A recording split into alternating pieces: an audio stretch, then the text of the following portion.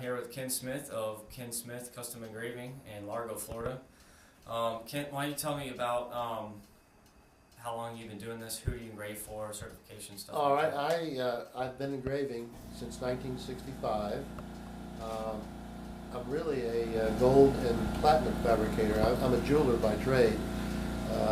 Along with my family, we've been in the jewelry business for. Speak up. Yeah. Okay. We've been in the jewelry business for well over 100 years. But on the side, I did this gun engraving. So I've actually been engraving guns since 1965.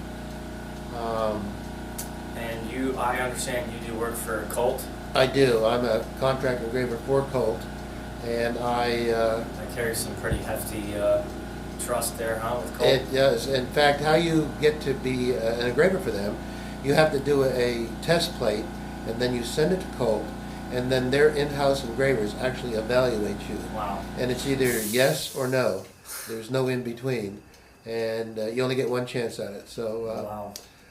I've been engraving for them about 5 years.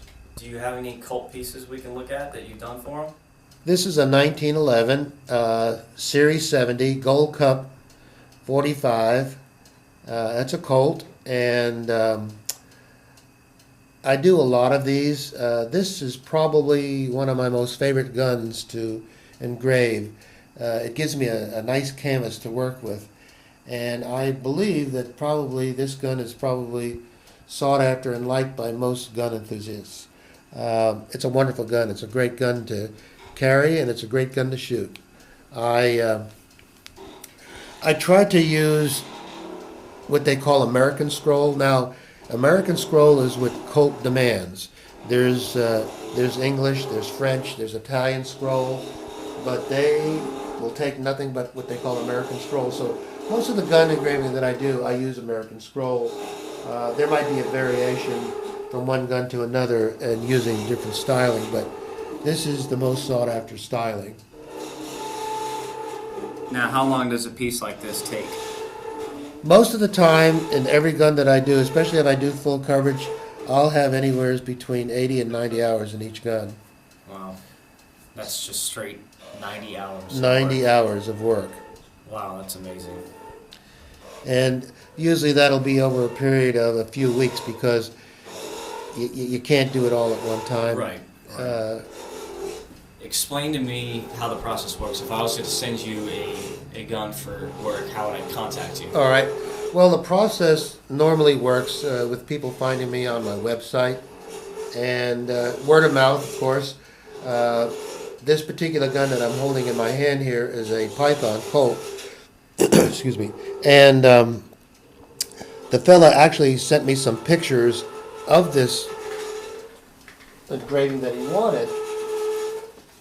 And of course, I told him, I said, I'll keep as close to the photo as possible, but I mean, I do my own thing, and I'm a little more detailed than this photo that he sent me, but I tried to use exactly what he had in mind.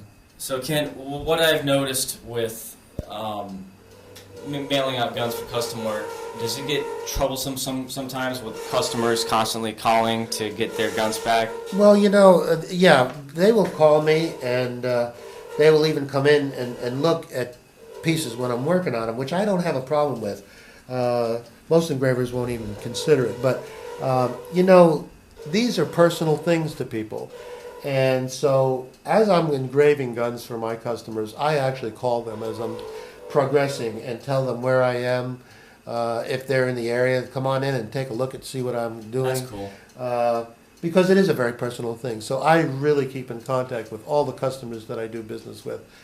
They like that. They feel better, makes them feel comfortable, makes me feel comfortable.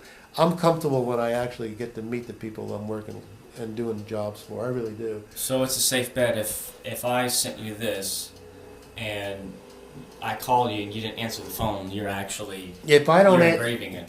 If I don't answer the phone, I'm either I have a customer in my shop or I'm engraving. And when I'm engraving, I'm in a zone. I hear the phone, but I don't acknowledge it. And when I get done, I will call that person. So I can leave a voicemail, and when you're done with your current session, you'll touch base with people? Yeah, if you leave me a voicemail, I will get back with you. Excellent. That's good to hear. So. It's few and far between these days. All right, let's look at what you're doing new now with the Title II engraving. All right, Ken. So now you've branched out. You've noticed an increase of people buying suppressors, machine guns, short barrel rifles, short barrel shotguns, and part of the requirement if you do a Form 1 stamp is you have to get the new lower engraved with the owner's trust information. So That's correct. that Yeah, works.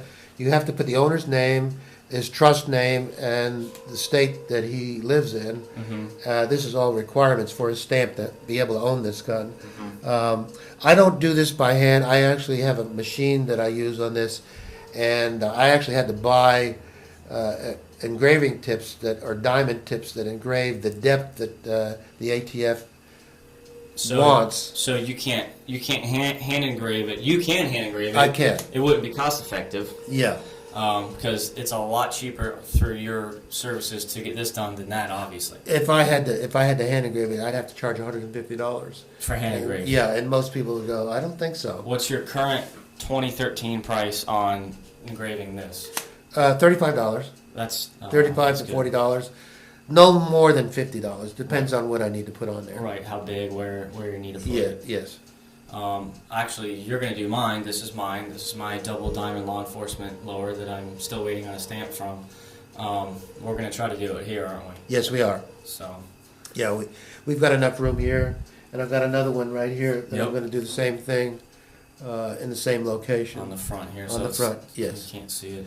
And then when I engrave these, because of the metal, will actually show from the black. So normally what most people want is that to be oxidized, I guess you'd call it. Anodized? Anodized, yeah. Which I do. I have a way to redarken that. So. Okay, excellent. What is this? What are you doing here? What's your current project? This is a Henry for a young man. It's a 4570, I believe, and you can see right here I put his monogram on here, his initials, and then I'm just filling the rest of it up with what they call American Scroll. Now earlier we got some pictures of you. Actually, I think I got some video of you using a wax, and you spread the wax on it, and then you use like a. I spread the wax on there. And then you just kind of. Which gives me a haze on the metal that I'm using, and then I just use a regular number 4 pencil. You freehand draw all that. Everything you see there. There's no stencils. There's no drawings. I make the drawings. That's what is it? 38 years? How many? Since '65, that's about 48 years. Yeah. Wow, that is a lot of a lot of time behind the engraver. You know what? It's interesting because when you do this kind of stuff here, you live it. I mean, right. you it's your passion. It's I mean, passion. you know. So I honestly can say that I haven't had the first day of going to work because I enjoy what I'm doing. That's so awesome. That's how I feel about my job. It's play to me. It's not work.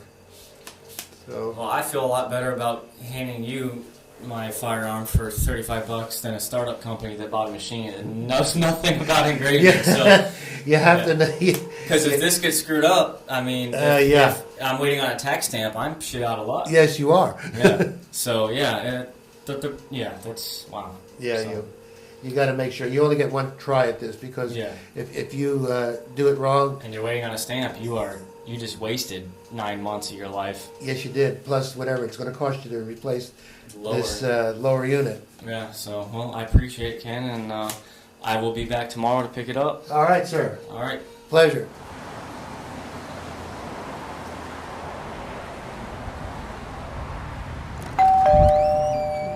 Hey. Hey, Adam. Everything done? They're done. Nice. Let's check them out. Beautiful, re-blackened and everything. Absolutely. Got the other one hidden on the base there. Absolutely. Beautiful. Thanks, man. Great work. Pleasure.